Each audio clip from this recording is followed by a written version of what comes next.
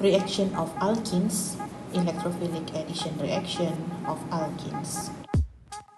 So we know that alkenes are more reactive compared to alkanes. This is because alkanes have carbon-carbon single bonds, but alkenes have carbon-carbon double bonds. The double bond is a site of high electrodensity nucleophilic site. Therefore, most alkenes reactions are electrophilic additions. In this video, we will be looking at 5 different reactions of electrophilic addition reaction of alkenes.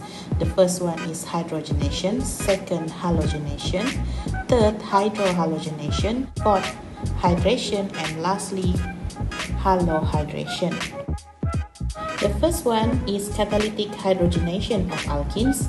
This is the reaction of an alkene with hydrogen in the presence of catalysts such as platinum, nickel, and palladium to form alkane. So ini adalah general reaction untuk catalytic hydrogenation of alkene. So let's take a look at a few examples here. So what will happen to the alkene? The double bond will break and the hydrogen will be added to the bond to form alkane. The same goes to example B. Next, let's take a look at this exercise. Complete the following reactions. So what will happen? The double bond will break and hydrogen will be added to the bond. The same goes to this example also. The double bond will be break and hydrogen will be added to the bond. The second reaction is halogenation of alkenes in inert solvent. So in inert solvent, which is CH2Cl2, alkenes will react rapidly with chlorine or bromine in a room temperature to form vicinal dihalides. So itu adalah vicinal dihalides. So what will happen here? Okay, kita punya halogen tu dia akan dilarutkan dalam inert solvent, yang mana kita tahu inert solvent dia tidak take part dalam tu reaction. So what will happen? Itu double bond dia akan break, lepas tu halogen dia akan added to the bond. So sebagai contohnya di sana kita tengok, okay, alkene kita akan react dengan klorin dalam CH2Cl2. So what will happen? Double bond tu akan break and then Cl dia akan added to the bond untuk menghasilkan vicinal dihalides. So mari kita tengok contoh soalan A di sini. Kita ada alkene di sana. So ini adalah produk bagi tindak balas tersebut. Double bond akan break dan bromin akan added into the bond. Next untuk exercise B, okay. So double bond tu dia akan break. Lepas tu bromin tu dia akan added to the bond. So kita kena tambah satu chain di situ dan kita kena letakkan bromin. So dia berbeza dengan hydrogen tadi. Hydrogen kita tidak perlu tulis tapi kita understood di sana ada hydrogen. The third reaction of alkene is hydrohalogenation of alkenes. So what will happen over here? Hydrogen halides HBr atau HCl will be added to the double bond of alkenes to form haloalkanes. So this is the general reaction for hydrohalogenation. And for the addition of HX to an symmetrical alkenes, we will follow Markov-Nikov rule. So hydrogen will be added first because it is an electrophile. Next, untuk addition of HBr to propene, kita mungkin ada dua produk. Yang pertama 1-bromopropan, yang kedua 2-bromopropan. Tapi sebenarnya main produknya adalah 2-bromopropan. So ini kita buat berdasarkan Markov-Nikov rule. So kalau kita tengok sana, itu propene sebenarnya dia adalah unsymmetrical. So what will happen? Kita tahu H will be added first. Dan H will be added first following the Markov-Nikov rule. So apa Markov-Nikov cakap? H itu dia akan masuk pada karbon yang lebih banyak bilangan hidrogen. So maksudnya hidrogen itu dia akan masuk pada karbon number 1. Lepas tu baru bromin masuk pada karbon number 2. Jadi itu sebabnya kita punya main produk adalah 2-bromopropan. Sama juga dengan ini, bila kita react 2-methylpropan dengan HBr, main produk kita adalah third butyl bromide. So bila kita tengok sana, 2-methylpropan itu dia unsymmetrical. cycle. So what will happen? H will be added to the carbon number 1. Okay, follow the Markov-Nikov rule. Lepas tu Br will be added to the second carbon. Okay, itu sebabnya kita punya main product adalah terbutil bromide.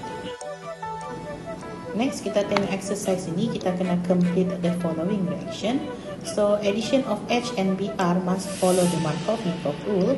So, H will be added to the carbon bearing the highest number of hydrogen atom. So, the product should be look like this.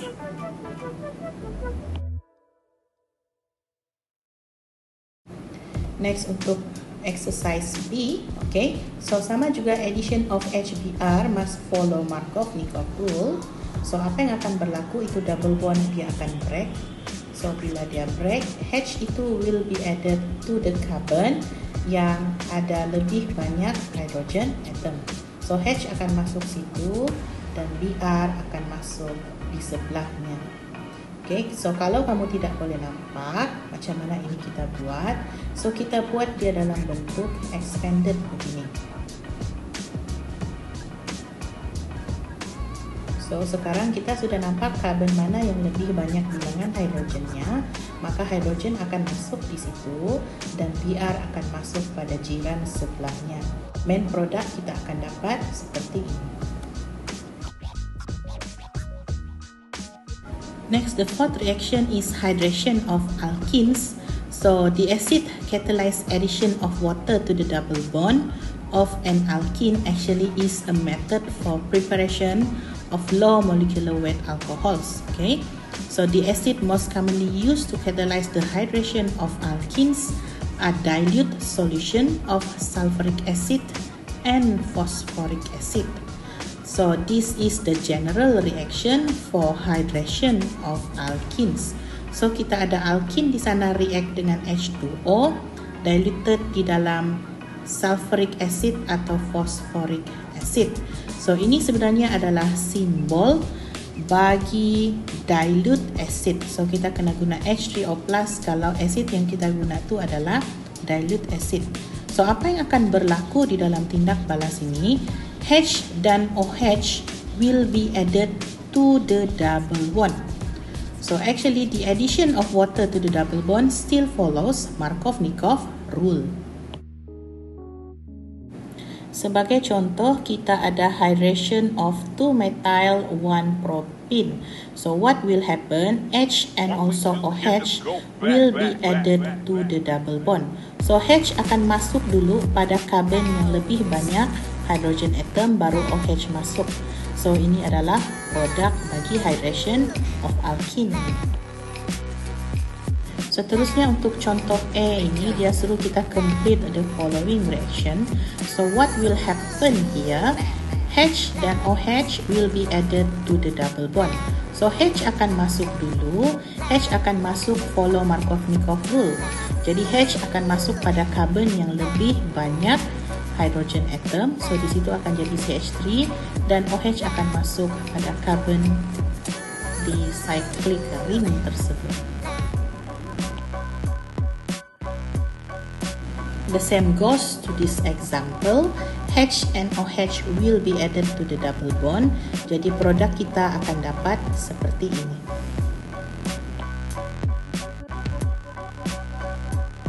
Okey, untuk tindak balas yang terakhir adalah halogenation of alkene in aqueous solution. So what will happen here?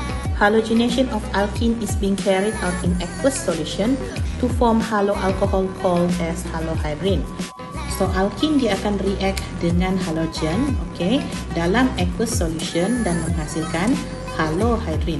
So dalam tindak balas ini, halogen will be added first to the double bond, then the water will be added to the carbocation. Dalam kes ini kita punya halogen akan masuk dulu, yang mana ia mesti follow Markov-Nikov rule, dan halogen itu dia akan bertindak sebagai electrophile. So mari kita tengok beberapa contoh halogenation of alkene in aqueous solution. So untuk example A, sebab alkene itu adalah simetri, it doesn't matter di mana kedudukan Br dengan OH sebab hasilnya akan jadi sama. Tapi untuk example B, alkene itu dia tidak simetri. So what will happen? Halogen itu dia akan masuk ke dalam karbon yang mempunyai bilangan hidrogen yang lebih tinggi, baru OH akan masuk, dan ini adalah halohydrin yang akan terhasil. Next, kita kena complete the following reaction. So alkene react with halogen, dalam aqueous solution. So Cl dia akan masuk dulu. So Cl akan masuk follow Markov-Nikov rule. So maksudnya Cl dia akan masuk pada carbon yang bearing the highest number of hydrogen atom. So produk yang akan terhasil adalah seperti ini. Next, untuk exercise B, kita tengok sana alkene itu pun tidak simetri. So bromine will be added first, followed by OH. So bromine will be added follow the Markov-Nikov rule.